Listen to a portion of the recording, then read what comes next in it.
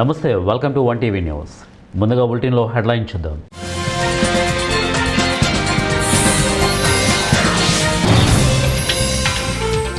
ఒకే క్షిపణి వ్యవస్థతో 64 లక్ష్యాలు ఖతం.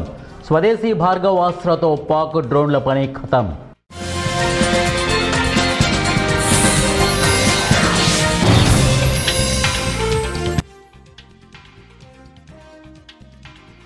జార్ఖండ్లో భారీ ఎన్కౌంటర్, 10 మంది మావోయిస్టుల మృతి.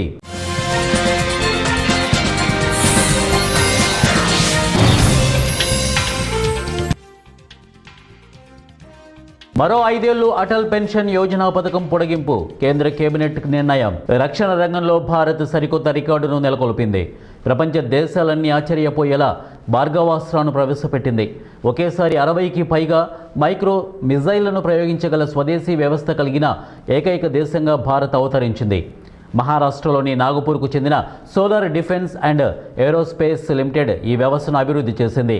శత్రువుల డ్రోన్ల గుంపులను రెప్పపాటులో నాశనం చేయడానికి దీనిని రూపొందించారు.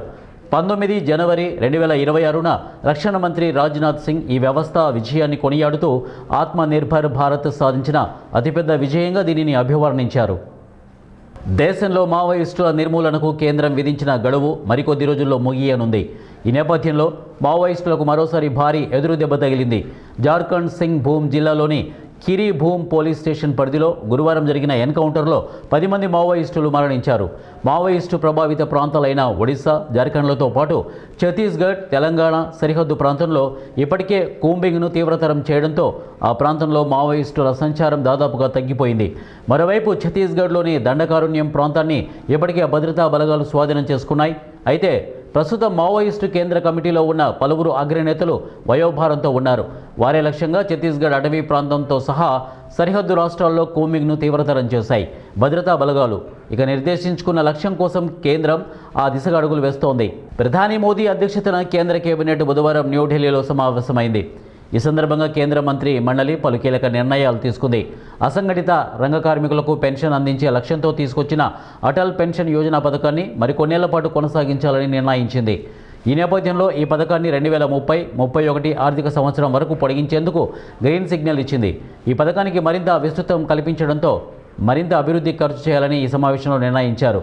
ఈ ఏడాది అంటే 2026 జనవరి 19 నాటికి ఈ పథకంలో 8.66 కోట్ల మంది చందాదారులుగా చేరారు.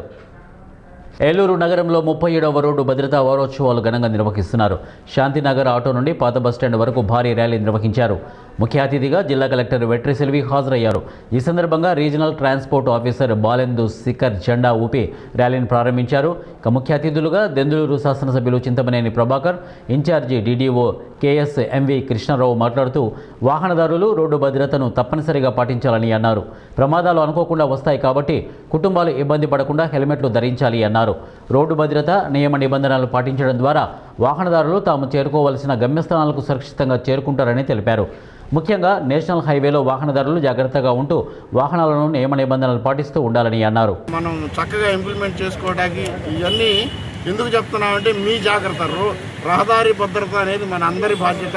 అది ఏ ఒక్క డిపార్ట్మెంట్కో చేసేది కాదు. అలాగే అందరికీ మేము ఏలూరు జిల్లా ప్రజలందరికీ నేను విజ్ఞప్తి చేసేది ఏంటంటే రహదారి భద్రత మన అందరి బాధ్యత. కాబట్టి మనందరం చక్కగా రహదారి నియమాలను పాటిస్తూ ప్రాణాలని, రహదారి ప్రమాదాలను నివారించాలని చెప్పేసి కోరుకుంటున్నాను. అందులో భాగంగా ఈరోజు మేము ఇక్కడ ఈ హెల్మెట్ ర్యాలీ అని, బైక్ ర్యాలీ అనేది కండక్ట్ చేయడం జరుగుతుంది.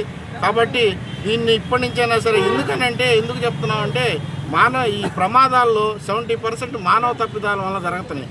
అందుకనే ఈ అవేర్నెస్ ప్రోగ్రామ్స్ కానీ ఇంతకుముందు 3 రోజులు ఉన్నాయి, తర్వాత వారం రోజులు అయింది, తర్వాత 15 రోజులు అయింది, ఇప్పుడు మాసోత్సవాలుగా చేస్తున్నారు. ఎందుకంటే దీంట్లో ఇప్పుడు నేను చెప్పిన ఈ 6 పాయింట్స్లో అన్నీ కూడా అందరికీ తెలిసినవి. జాతీయ 37వ భద్రతా మాసోత్సవాల యొక్క కార్యక్రమాన్ని ర్యాలీని ప్రారంభించినటువంటి రవాణా శాఖ అధికారులకు, పోలీస్ శాఖ వారికి, ముఖ్యంగా పబ్లిక్ అందరికీ కూడా హృదయపూర్వక నమస్కారాలు.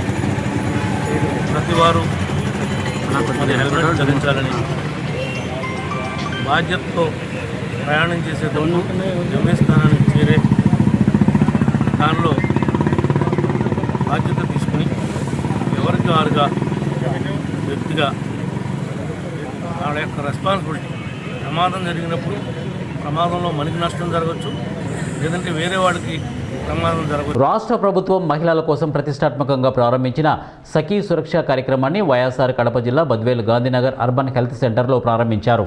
ఈ కార్యక్రమానికి ముఖ్య అతిథులుగా బద్వేలు రెవెన్యూ డివిజనల్ అధికారి చంద్రమోహన్, బద్వేలు మున్సిపల్ కమిషనర్ వాకమల్ల నరసింహారెడ్డి హాజరై ప్రారంభించారు.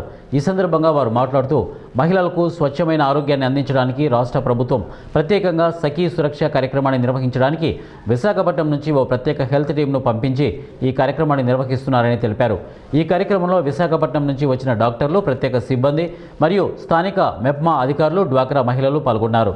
పెద్దలందరి ఆశీర్వాదంతో ఈ కార్యక్రమం విజయవంతంగా జరుగుతుంది బద్వేలు పట్టణంలో. Gandhinagar urban health centre, Kotaveedhi urban health centre, Guntapalli urban health centre 3 చోట్లకు 3 వెహికల్లో టీంలు వచ్చారు. వాళ్ళు ఒక్కొక్క టీంలో 17 మంది ఒక టీంలో ఉన్నారు. వాళ్ళే ఎక్విప్మెంట్లు కూడా అన్నీ తెచ్చుకున్నారు. వాళ్ళ ఎక్విప్మెంట్ ద్వారానే స్క్రీనింగ్ టెస్ట్ జరుగుతాయి. ఊరు ఏ తేదీ, కడప ఏ తేదీ, నిన్న పులివెందులు జరిగింది, అంతకుముందు 2 రోజులు కడపలో జరిగింది, 2 రోజుల ముందు అట్లా రోజు రేపు ఎక్కడ ఎమ్మెగనూరు అంటే వీళ్ళకు కొన్ని ఊర్లు ఇచ్చింటారు. ఆ ఊర్ల ప్రకారం డే వైజ్ షెడ్యూల్ ప్రకారం వాళ్ళు జరుపుకుంటా పోతారు. మేము ఇక్కడ ఈ వైద్య సంస్థ మెప్మా వాళ్ళతో పాటు కలిసి ఇక్కడ సఖీ సురక్ష అనే ప్రోగ్రామ్ కండక్ట్ చేయడానికి వచ్చాము. ఇక్కడ మేము 16 రకాల డిఫరెంట్ టైప్స్ ఆఫ్ టెస్టులు చేస్తున్నాము. ఇక్కడ ఇది ఓన్లీ ఫర్ లేడీస్, 25+ ఉన్న లేడీస్ అందరికీ చేస్తాము. బేసిక్లీ మెయిన్గా ఎస్హెచ్జి గ్రూప్స్లో ఉన్న వాళ్ళందరికీ కాన్సన్ట్రేట్ చేసి వాళ్ళకి ఉన్న డిఫరెంట్ టైప్స్ ఆఫ్ డిసీజెస్ని కవర్ చేయడానికి. చాలామంది ఏంటంటే ఈరోజు బద్వేల్లో ప్రోగ్రామ్ చేస్తాం. మేము ఇది ఆంధ్ర మొత్తం కవర్ చేసుకుంటూ వస్తున్నాము. విజయనగరం నుంచి స్టార్ట్ చేసాము. ఆల్మోస్ట్ 2 మంత్స్ నుంచి చేసుకుంటూ ఈరోజు మేము బద్వేలు వచ్చాము. ఇది మీరందరూ ఉపయోగించుకుంటే ఇది ఆల్మోస్ట్ 1 year ప్రోగ్రామ్. ఈరోజు ఒక్కరోజే ఇక్కడ అయిపోతుంది. మేము ఇక్కడ బ్లడ్ టెస్ట్ తీసుకొని అది మీకు రిపోర్ట్స్ 2 to 3 daysలో వాట్సాప్లో పంపిస్తాము. దాన్ని మేము 3 కేటగిరీస్లో డివైడ్ చేస్తాము. High risk, moderate risk and లో రిస్క్.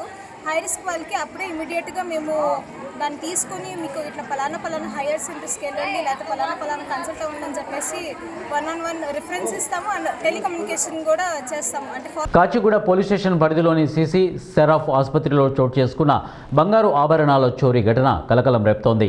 ఆసుపత్రిలో చికిత్స పొందుతున్న పేషెంట్ డి కృష్ణ కుమారుడు అనిల్ కుమార్ తండ్రిని చూడడానికి లోపలికి వెళ్లి వచ్చిన తర్వాత ఐబ్రోస్ తీసేసేటప్పుడు ఆయన చేతికి వద్ద ఉన్న సుమారు 3 తులాల బంగారు ఆభరణాలు అనుమానాస్పదంగా మాయమైనట్లు కుటుంబ సభ్యులు అనిల్ కుమార్ గుర్తించారు.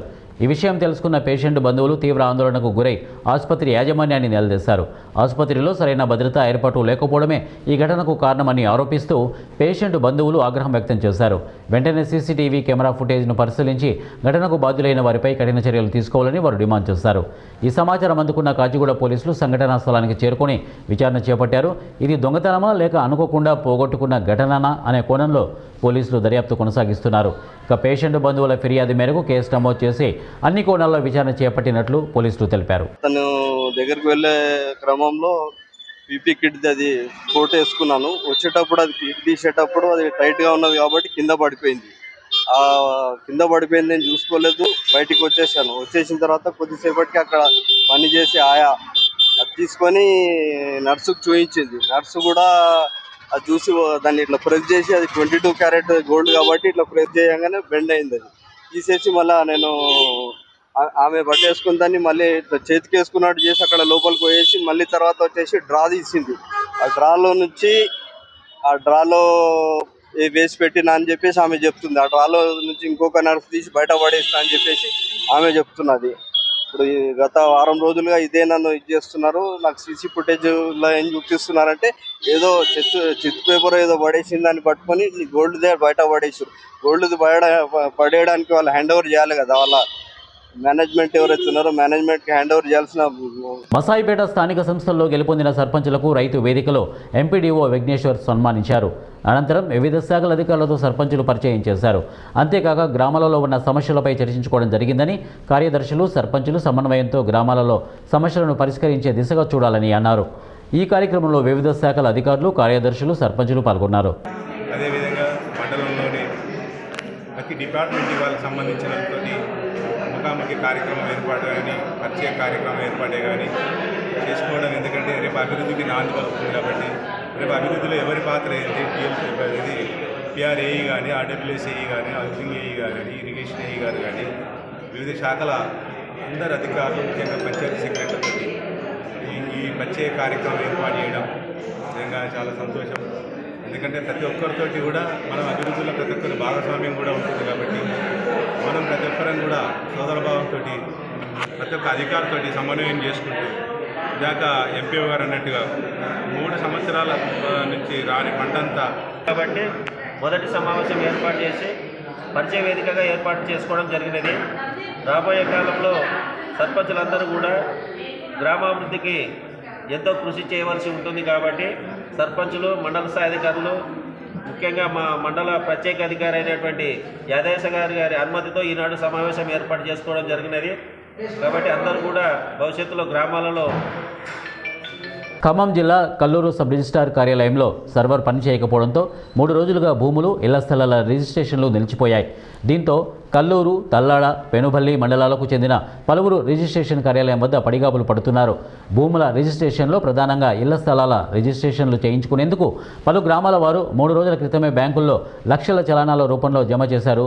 కొందరు విదేశాలు, ఇతర రాష్ట్రాల నుంచి కూడా వచ్చిన వారు ఉన్నారు. కానీ 3 రోజులుగా సర్వర్ డౌన్ అయ్యి రిజిస్ట్రేషన్ సేవలు నిలిచిపోవడంతో వారంతా ఇబ్బందులు ఎదుర్కొంటున్నారు. సర్వర్ లేదు.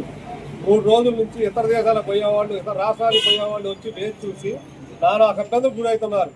రోజు కోట్లలో వస్తుంది ఆదాయం, లక్షల్లో వస్తుంది ఆదాయం. ఆడవాళ్ళకి సౌకర్యం లేదు, బాత్రూమ్ లేవు, ఒక ఆఫీస్ లేదు. విలేకరులు దయచేసి రోజు ఒక్కసారైనా గవర్నమెంట్ ఆఫీస్ చుట్టూ తిరిగి ప్రజలకు ఏం జరుగుతుంది, ఏంది అని మీరు తెలుసుకున్న బాధ్యత మీ మీద ఉంది. ప్రజలకు చేయండి, మీరు ప్రజాసేవ చేయండి. విలేకరులు అంటే దేవుళ్ళు. ఒకటి, ప్రజలకు ఇబ్బంది లేకుండా ప్రజా సమస్యల మీద చూసి రిజిస్టార్ ఆఫీస్ ఉంది, నెట్వర్క్ ఎందుకు రావట్లా, సర్వర్ ఎందుకు రావట్లా, ఎంతమంది వెయిట్ చేస్తున్నారు పనులను వదిలిపెట్టుకొని. ఎక్కడికెక్కడికో పోయేవాళ్ళు వచ్చి ఇక్కడ భూములు కొని చలాలు కట్టి వేలకు వేలు అవి క్యాన్సిల్ అయ్యి, కొన్ని క్యాన్సిల్ అయినాయి అంట కూడా ఈ మధ్య. ఇబ్బంది పడుతున్నారు కదా. ఎందుకు నెట్వర్క్ రావట్లా, ఎందుకు సర్వర్ రావట్లా?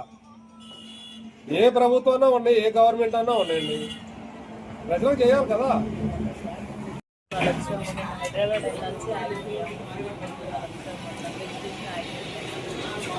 ఏమున్నా ఈరోజు కనుక్కున్నారా? ఈరోజు కనుక్కున్నారా? ఇవాళ వస్తుందంటే వస్తాను. రిజిస్ట్రేషన్ ఆఫీస్ దగ్గరికి 3 డేస్ నుంచి వస్తున్నాను. ఉదయం నుంచి ఒకసారి 12 గంటల లోపు 1, 2 నడుస్తున్నాయి. సర్వర్ లేకపోవడం వల్ల మళ్ళీ ఆగిపోయి సాయంత్రం వరకు రావట్లేదు. 3 రోజులు తిరుగుతున్నాయి. ఇలా 4వ రోజు వచ్చాను. ఇప్పుడే స్టార్ట్ అవుందో సర్వర్ వస్తుందని అన్నారు. ఆగిపోయితే వస్తుందని. బులెటిన్ ముగించే ముందు హెడ్లైన్స్ మరొకసారి.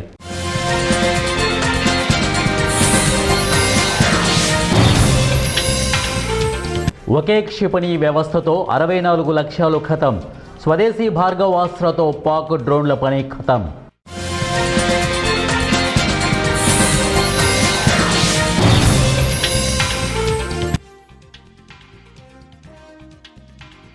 జార్ఖండ్లో భారీ ఎన్కౌంటర్, 10 మంది మావోయిస్టుల మృతి.